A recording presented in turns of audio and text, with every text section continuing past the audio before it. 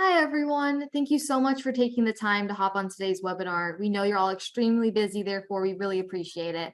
Today, you're going to hear from Brian Devore, Daniel Hill, and Drew Burris, an impressive team of open educators with 57 years of combined experience in education. This webinar will guide teachers through the process of creating a successful event. So with that, I would like to introduce you to the open team. During the webinar, feel free to type any questions you have into the chat and we'll get to them at the end. Thanks and welcome, everyone.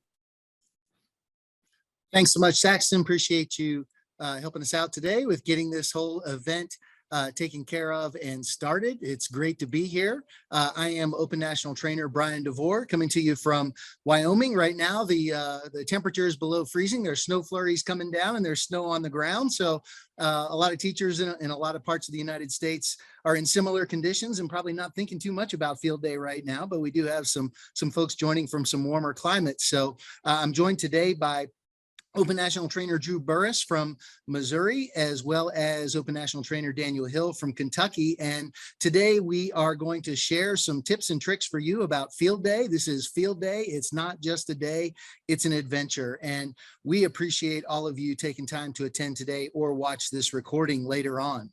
So first of all, kind of the nuts and bolts behind the why of field day. There's a lot of different reasons people do field day. Some, they just show up at a school and they've always done field day, but why do we really actually take the time to do this? And there's three main reasons that we feel that field day is important to have as part of the whole school curriculum with physical education and physical activity. The first one obviously is to promote that physical activity component. We as the physical educators at our school should be champions for all physical activity, whether it be physical education class, recess, active classrooms, whatever part of the school day we can get our kids active. Next, it's great to advocate for physical education. It lets people know that, hey, we're here and we're an important part of the school culture, an important part of a child's school day. And the other thing is the community building aspect of it all. So it's important to be able to reach out to the community, to have parents come and visit the school, participate in field day. Most areas of the country now are pretty open to having parents come back into the school building. So it's great to have them to be able to come to assist with field day, to be with their student for field day, to see the different things that go on inside the school building related to physical education and physical activity each and every day.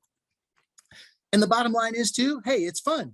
We want to have enjoyment, and you may recognize this card. We have our academic language cards in all of our open modules, and we even have them for our field day resources. And we want to make sure that we get a positive feeling from doing something they like to do. And it's important that we have activities set up for our kids to do that they do enjoy. It should be focused more on the physical activity component and then the physical education component, where students can go out and they can enjoy doing different activities with their friends, with their classmates, and be able to have a good time and realize that, hey, physical activity, it doesn't necessarily have to be going out and running and putting yourself through a bout of exercise, that it can also be fun. So in our session today, we're going to lead you through the three-step process.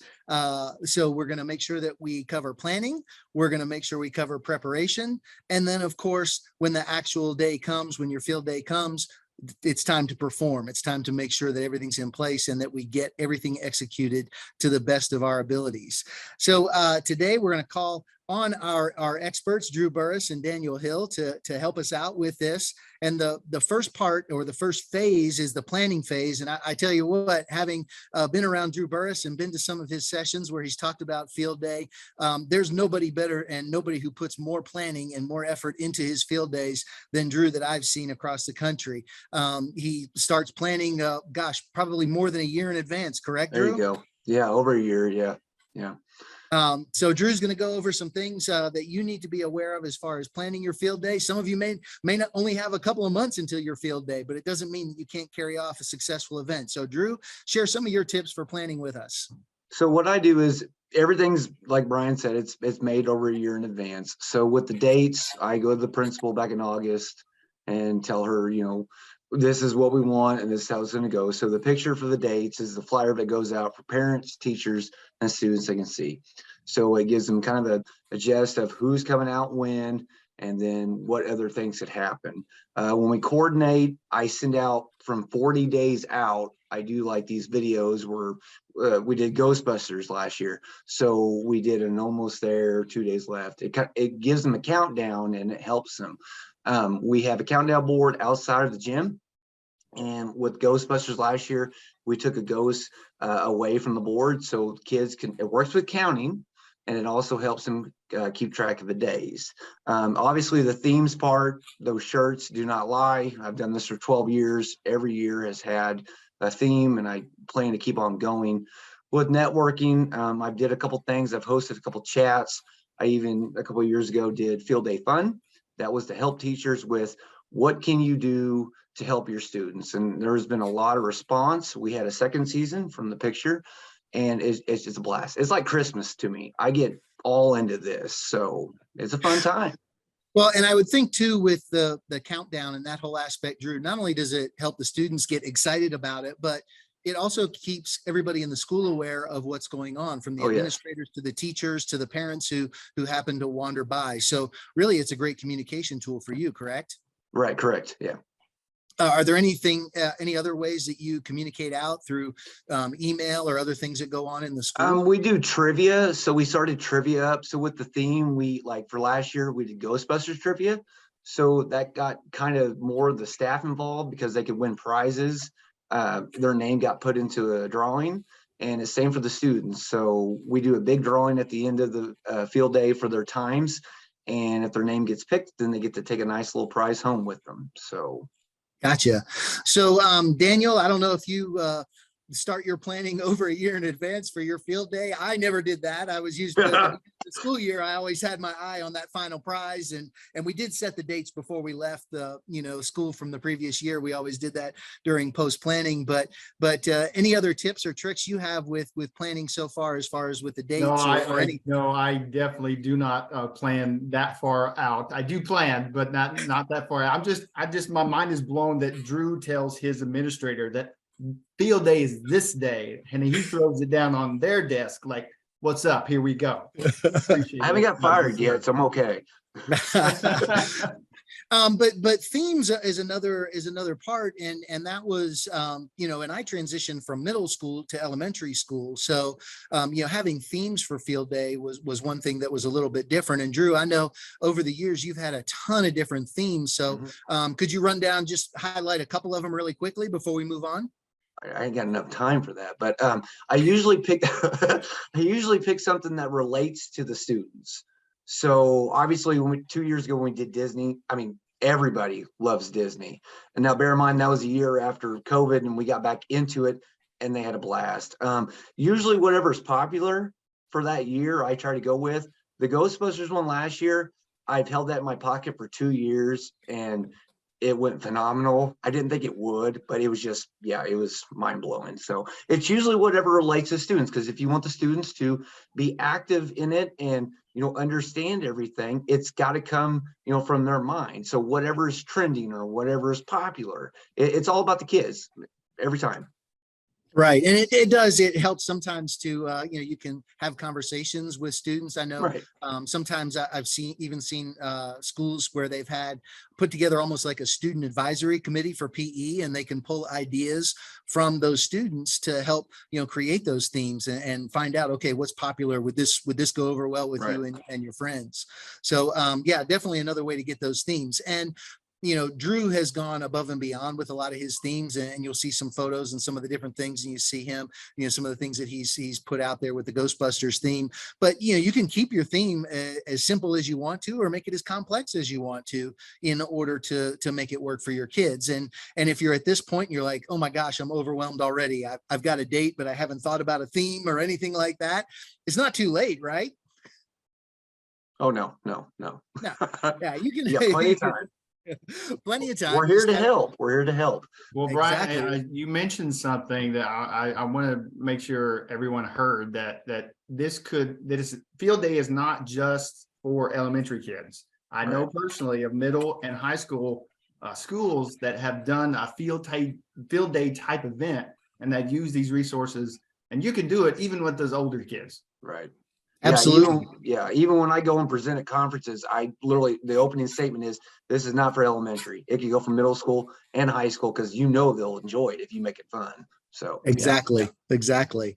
Well, Drew, so another part of the whole planning aspect is, finding some space, and sometimes that can be a challenge for teachers. I was in a teaching situation where, we had a gymnasium and we had a little bit of a parking lot outside, but we didn't actually have a field. So some creative ways that you thought of to get available space. Well, we've got a field out behind our gym. We use that a lot because one of them's got a hill we use for the slip and slide.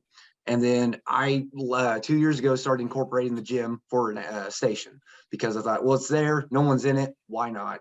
So, and then we used the parking lot last year as well. So it just, I mean, in all honesty, if you can probably even include the school. If the hallways are clear and you can find a place to block off, I mean, it's everywhere around you. You just got to look and see what you can do.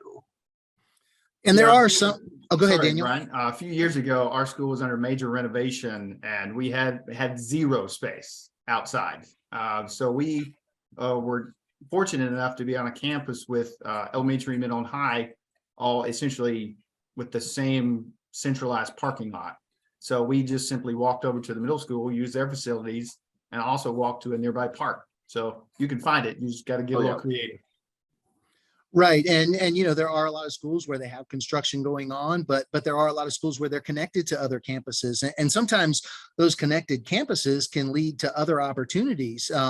You may be able to perhaps, if you're connected with an elementary, a middle, and a high school all together in that same centralized area, and, the high school has a turf field that, you don't have to worry about, does it rain or anything like that? You have the ability to maybe use that field and then perhaps even use some of those students to come out, some of the high school students to come out and help you with your stations and help you with conducting field day there.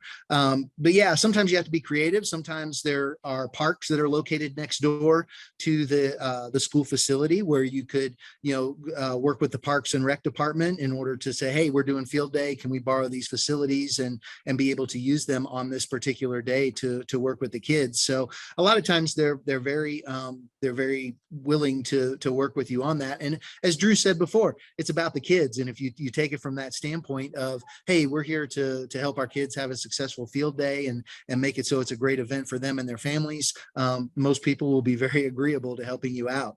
So any other interesting facility stories you've heard as far as trying to people having to go outside of their regular school building?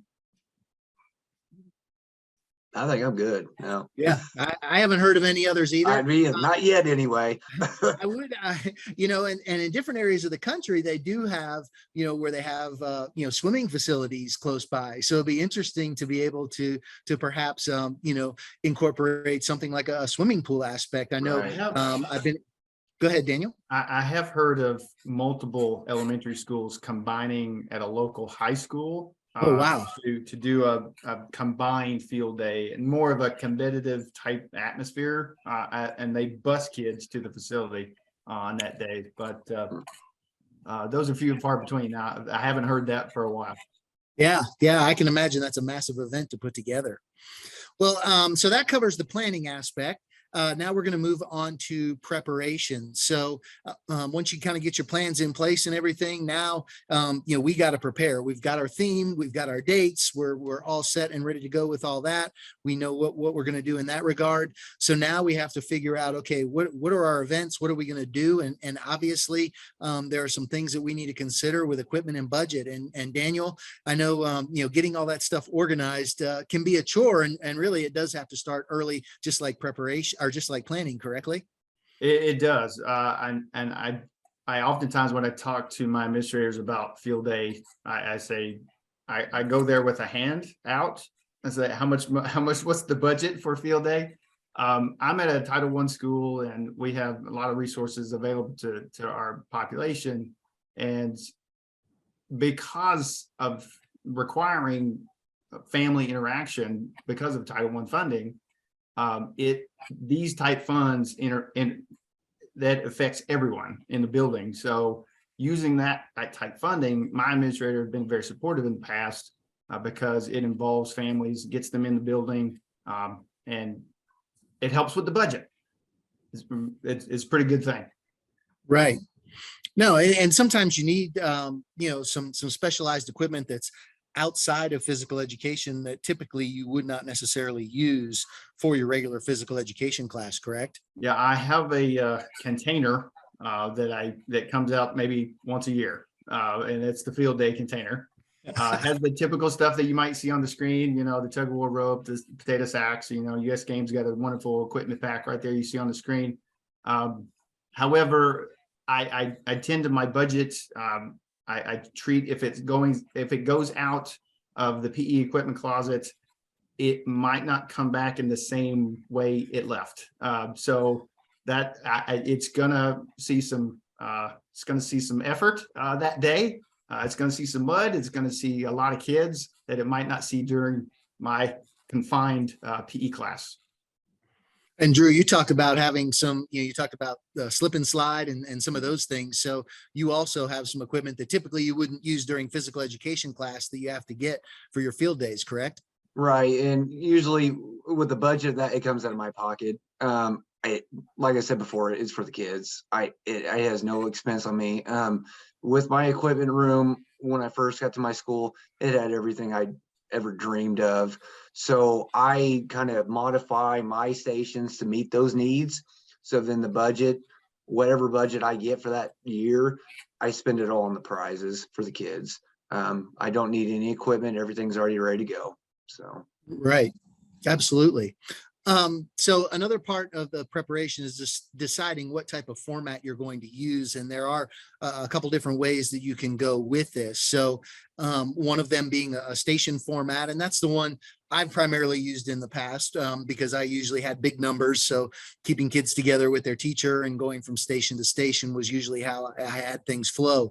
Daniel, is this the format that you typically use? Yeah, for years I've done a station format, and I have it's one of the field days. One of the few times in my life I use algebra.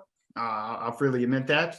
It's so many variables, and I'm solving for F. I'm solving for fun. So, Drew, you like that one? I do. That's a good one. Put that on a t-shirt. That's the theme for next year. But last year's theme was Encanto. The Disney movie that was so popular at the time. My students really got involved with it. They loved it. They were singing, I'm not going to put it in your brain right now. They were singing that song. Yeah. So naturally that had to be the theme. And so they would go to an event, and I created an event based around one of the characters. For example, Isabella, her magical powers, she can make flowers. So I used the Garden Heroes bean bags from US Games, and we did all kinds of relay tossing type things. Tug of war for, Louisa, she's the strong one. So simple things based around the theme, and they stayed with their homeroom and they rotated around.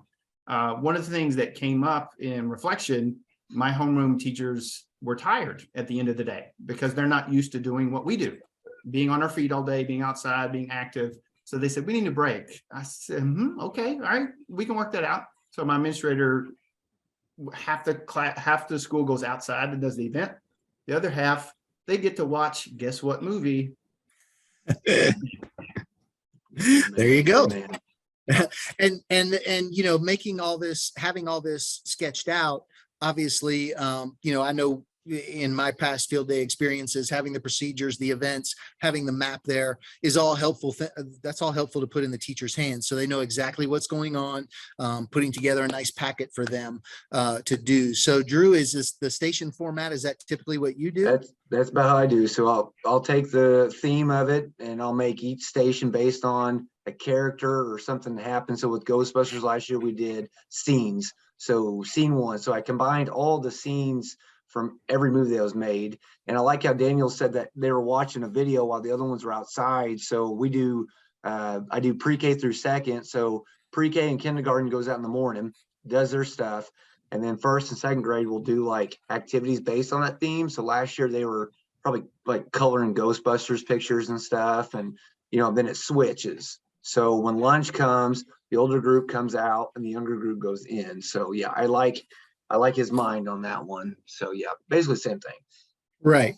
And there are no like set in stone ways to doing field day. So the passport style is a different one that I've never tried. Daniel, you're familiar with it, and we see this here. I believe you borrowed it from Kelly Smith out in Texas. So, but can you shed a little light on how the passport Yeah, style all works? due respect to Kelly Smith down in Texas. She has an amazing YouTube channel. I follow her all the time. She's a wonderful resource for me personally. My school is called Tate's Creek, and the Creek, we say an acronym every day on the announcements. And you can see it on your screen: connected, responsible, engaged, exceptional, kind. So the theme this year is Creek, and so they're going to be with a partner and essentially have this passport, and all the equipment is set up in kind of confined space that I have. It's fenced, and I'll put up some other fencing and cones and things, and students just go and they mark it off. And I'm at a middle, on a campus, like I mentioned before, with a middle and high school right there. And former students, hopefully, I'm going to ask after spring break, can you come down and help out with field day? And they will actually run the events, and older kids, 5th grade, will help run events for the younger students when they're outside. Fingers crossed that it goes well. We'll find out. All right. Well, hey, and it never hurts to experiment and try new things. So that's something, the teachers, a lot of times we get in the groove of, okay, I do my field day, or I do certain things a certain way. So, hats off to you for branching out and trying a new method this year, and hopefully it'll be successful. We'll have to follow Super Dan on Twitter and find out how it works out this year with the passport style. And again, information, we talked earlier about the packets for the teachers and providing information. Signage, of course, very important as well. Letting people know where things are, what a different station is, and all. And you can see on there that Daniel has made up signs. On the front it has one part, on the for the students. On the back it has a part for the teachers in order to help them get through everything. And Daniel, anything else you want to add about the signage? Yeah, that idea came from a colleague in the building. She's like, I can see where to go, but I don't know what to do. So that happened years ago. I said, all right, well, we'll just put it on the back of the sign. And I used a resource in my district. Essentially, we have a print shop at our main, Board of Education building, and I send them PDF files, and they print out laminated posters and send it to us in the courier. They're a wonderful resource. If you got access to something like that, just print out the sign and ready to go.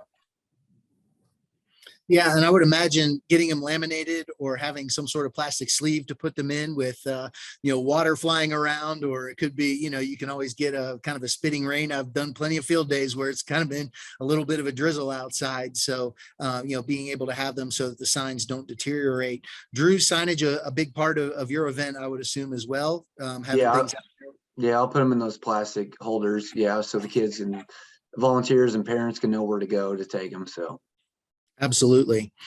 And then as far as preparation, also making sure with preparation that you have other things planned for, like the weather and more signage and more pictures, correct? Yeah. Where do I start? Well, no, that's the first one. You pick the day that it's going to be sunny and 75. I'm gonna go as quick as I can. So dedicated. It's not field day to me, it's field year. So our theme it's involved all year for students. We do lessons, assessments, just to get the kids involved and knowing within 9 months field day is coming. So I've got like the poster of Slimer, no food allowed in the gym. It's all over in the gym and in the hallways. The events thing, this is the thing that goes out to teachers as well as parents, and for the people that sign up to work the stations. It tells them everything they need, the equipment, how it's ran, because my OCD kind of goes nuts sometimes when it's just a free for all, and it's not what I had planned in mind. But just like Daniel did with the map, with his Encanto one, it shows where they go. Teachers get the identification of where they're going to start. Like the firehouse is where we always started at for the Ghostbusters, and I'd say you guys go to 6. And then you'll go to 7, 8, and you'll eventually make it through all of them. With the weather part, it's kind of funny because a couple of years ago, I got tired of kids and parents asking me, well, what if it rains? What do we do? So I don't know, on my YouTube channel, I always do a field day forecast, and I stand in front of a green screen and I go and look online of what the weather's going to be. And, I put a suit and tie on and just say, hey, it's Coach Burris. This is what your weather's going to be in your neck of the woods. And it gives them an idea. So if they want to dress warmer for that day, stop laughing, Dan. If they want to dress warm for that day, if not, it gives them an idea. Like in 12 years, I've not had a rain day so far. I know, right? That's mind blowing. Yeah. So this year we actually put in an actual rain delay day, because I told my principal, just in case. But I have had 60-degree days for 2 of my years out of 12. But the kids love it. They're going to get messy and wet. They don't care. So the weather, the parents laugh at me, but I'm helping the kids, so giving them an idea. Yeah, and the weather is kind of that one wild card that you have to have a plan for. And Drew, I know in my experience we always had we had a makeup day scheduled when we scheduled it at the end of the year. This is field day. If we have poor weather, this is going to be the makeup day. But I've also had some experiences where we didn't have the opportunity to have that, and it was okay, rain or shine, and we had to adjust events to being all inside if we had space, or to change the day around in order to make it happen on that particular day. So not as lucky as you as far as with the weather, Drew. So I hope your streak continues this year, and it looks like Daniel has not had the same luck that you have had either. Whatever you got, send it over to Kentucky. Bring it home. But another aspect of the weather too is, in some areas of the country, you have to be aware of the heat as well as the sun, and not everybody goes outside. So you have kids, hey, make sure you have sunscreen on before you leave the house in the morning. Make sure that you have a water bottle with you so that you can stay hydrated out there, because you want to make sure that these kids are ready for the weather that they encounter. And while in some areas of the country, it happens earlier. In some of the states, they don't have field day until June. And in some spots it can get pretty warm, and sometimes like I said, the kids haven't been outside that much, so they need to be aware, and parents need to be aware to go ahead and put that sunscreen on their kids before they come to school so that they're ready to go. Another thing that kind of ties in with the weather, but a little bit with the preparation is, and I know, Drew, you have water events, and I've had them in the past, and Daniel, you're shaking your head, so I'm assuming that you've had some occasionally, but hey, bring a change of clothes. So you communicate that out also, do you, Drew? Yes, it goes on that flyer that goes out. It says you will get wet, or you will not stay dry. Bring a change of clothes and a towel. So when they come out and get in their lines and get ready for me, they've got their towels ready, their shoes and socks are off, because they know me. It's not going to be a dry day at all. Yeah, and letting the parents or caretakers of the students know, hey, make sure you send an extra pair of clothes, a set of clothes with the students is important thing to make sure. And obviously, Drew, with you having been at your school and done this successfully for a few years, everybody in the community pretty much knows what to expect and what they need to do on field day, but you still have to give them those reminders. And then the last P after our planning and preparation is perform, and that's on that actual day. So Drew, there's obviously a lot to set up in that morning and really the days leading up to it. I've seen you overnight the day before out setting things up, and I've showed up at school, and Daniel's nodding his head too, as well as other aspects. So walk us through the last phase, performing. Well, really quick, the setup, it took me 12.5 hours to set up last year's field day. I went out at 9 a.m. on a Sunday, got done at 10:55 on that Sunday. Field day was Monday. I sat outside in a lawn chair, making sure no deer, no kids went out and ran and destroyed anything, because it happens. Oh yeah.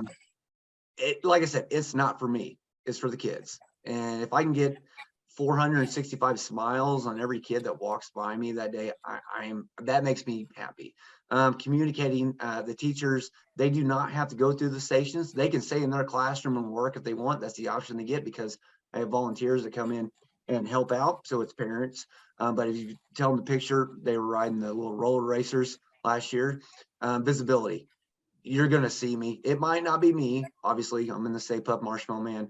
costume there, and I went down the slip and slide in that thing somehow. But I am very visible throughout that day. So yeah.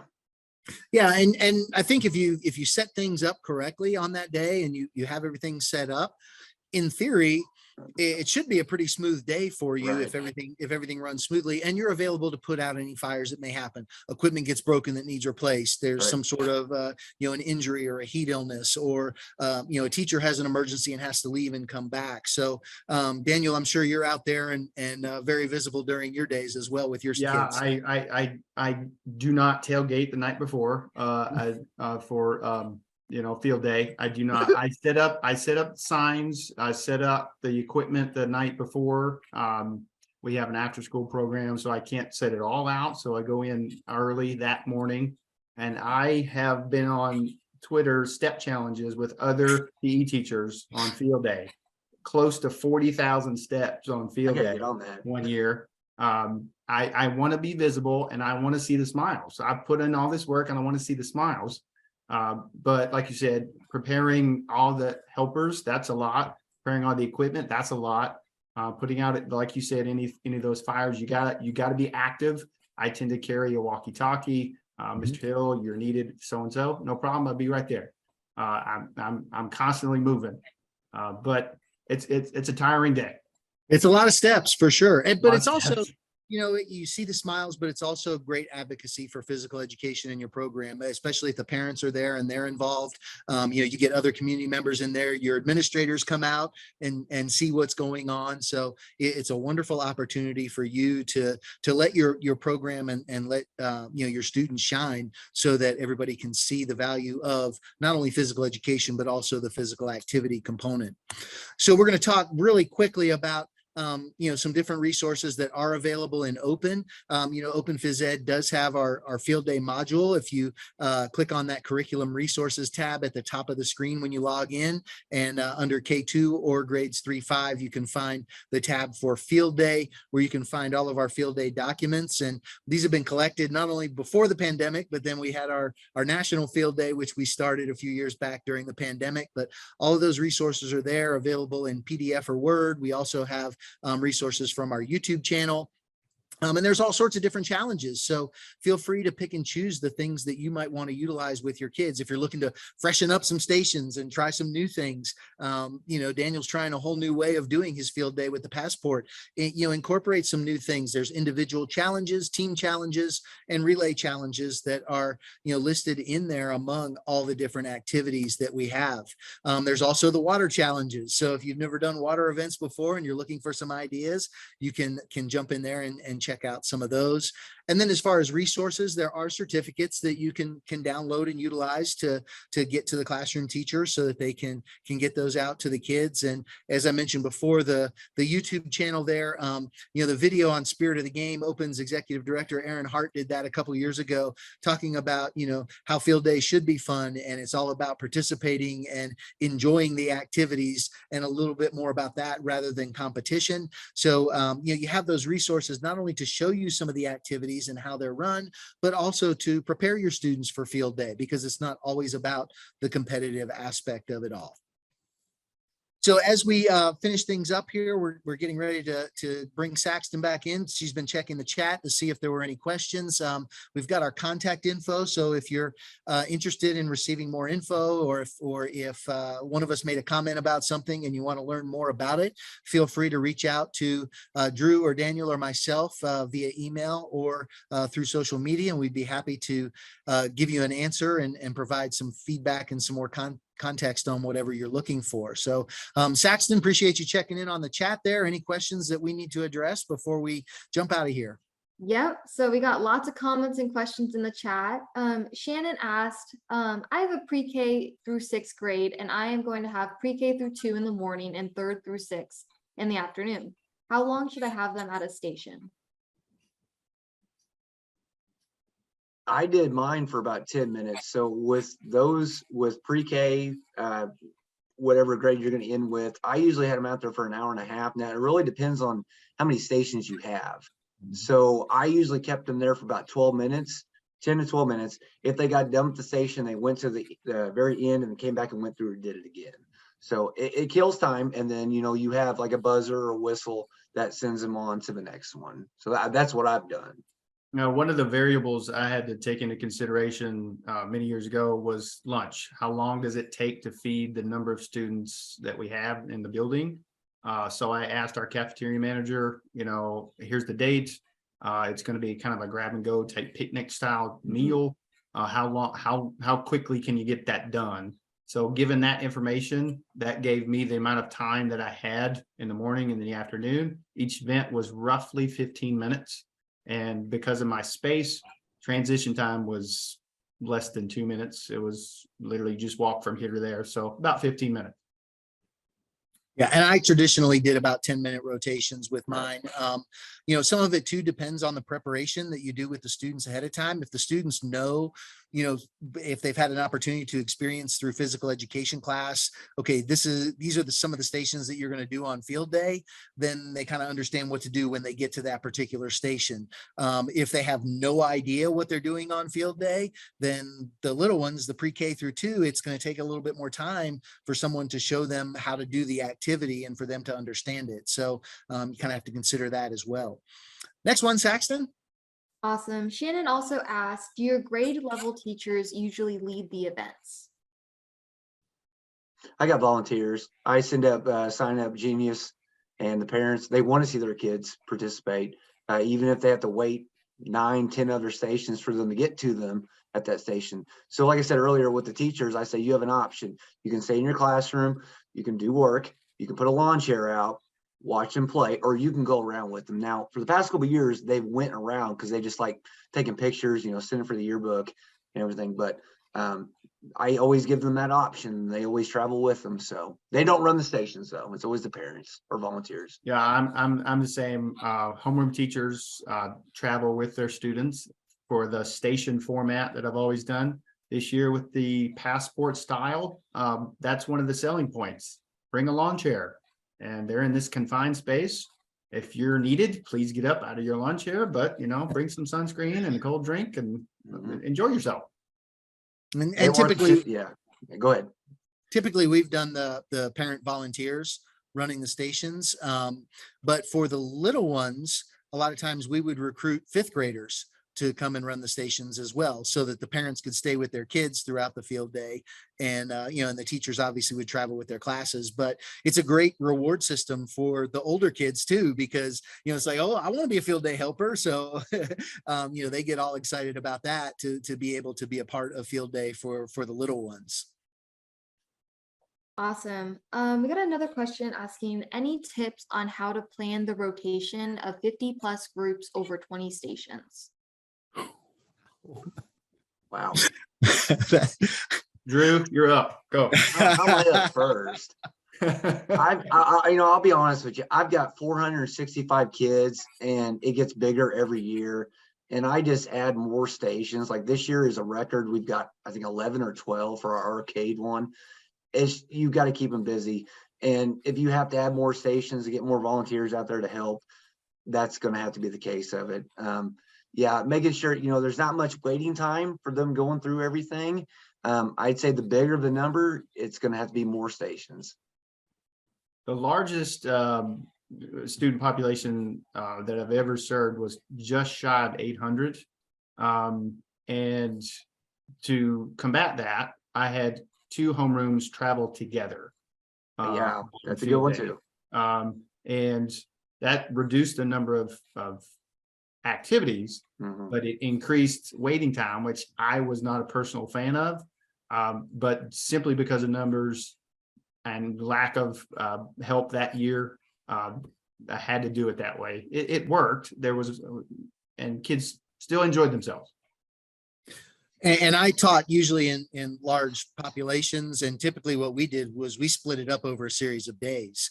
in yeah. order to make sure that the numbers were more manageable. So it may be, kindergarten and first grades on Monday, second and third grade on Tuesday, and fourth and fifth grade on Friday. And that helped to keep the numbers a little bit more manageable. And granted, it's not as much fun. And then this Shannon may not have the option to do that. But it is another way, maybe in going forward in the future, when you talk about the event afterwards and kind of debrief with your administration and say, hey, we've got to do something in order to make this work. Some of it may be a space limitation as well. If they don't have the space to add more stations, then, breaking it down over a series of days may be the solution instead. Thanks for the question.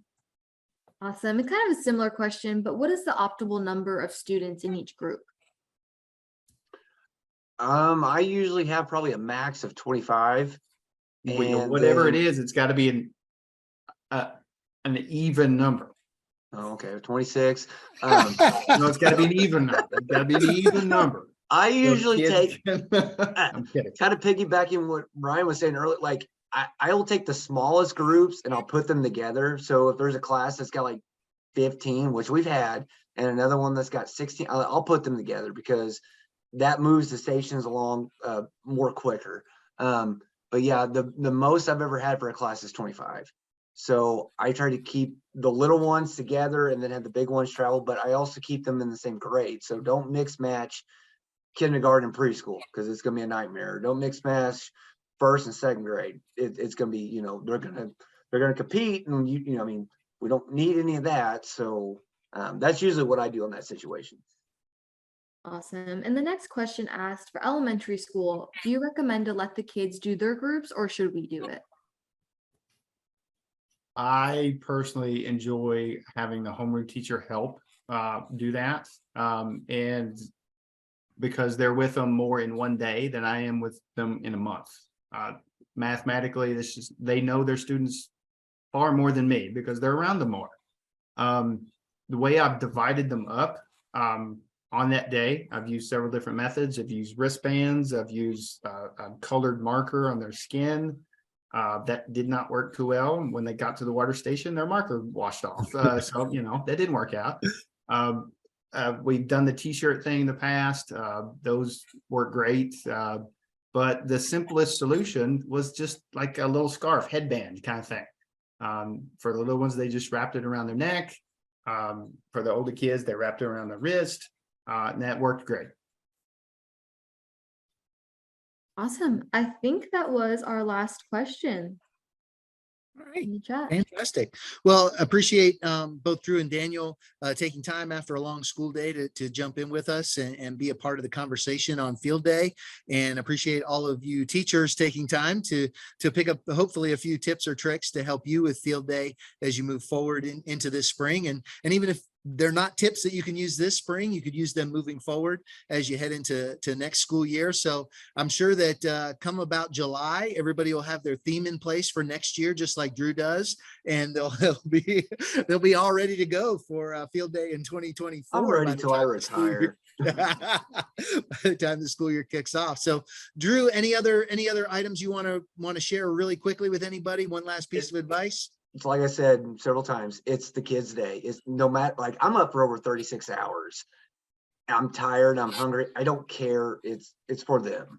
It's all for them. So just keep that in mind, please. Yeah, absolutely. Smiles are a great fringe benefit of the job. They are. For sure. And then those kids that come up and wrap their arms around your waist at the end of the day and tell you it was the best day of their lives. I mean, Yes, got that too. Yes. You Better than know, I mean, Christmas. Yeah. Yep, exactly. All right, Saxton, I'll throw it back to you to kind of close things out for us. Awesome. Well, I just wanted to give a big thank you again to all of you who were able to join on the call today, and also for Brian, Drew, and Daniel for being on today's call and running our webinar. I know there's a lot of great information for you teachers, and so hopefully you can take some good stuff forward as you plan your field day this year and next. Well, wishing you guys all a great rest of your evening, and hopefully you can join future BSN sports webinars. Talk soon. Bye-bye. Bye, everyone.